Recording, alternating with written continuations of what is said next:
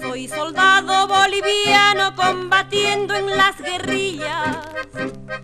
Mi vivienda es en el monte y mi rancho chapapea.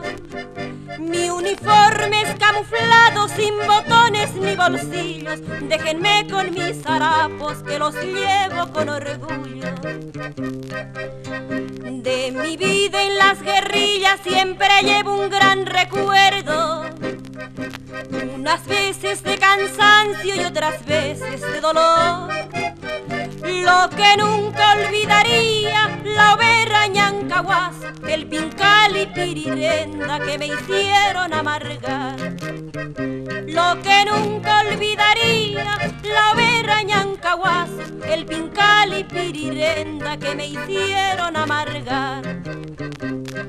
Mientras unos se entretienen con pachío, otros fuman cigarrillos y ni una villita dan.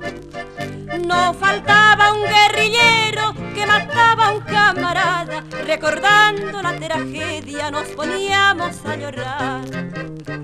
No faltaba un guerrillero que mataba a un camarada. Recordando la tragedia nos poníamos a llorar.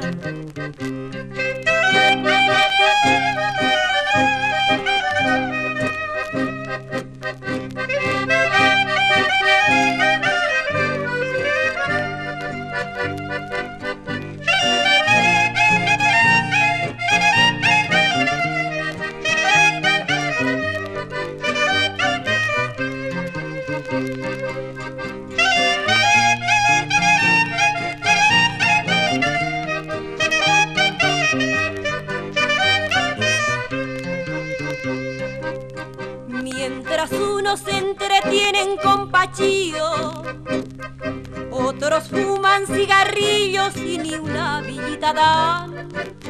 No faltaba un guerrillero que mataba a un camarada. Recordando la tragedia nos poníamos a llorar. No faltaba un guerrillero que mataba a un camarada. Recordando la tragedia nos poníamos a llorar.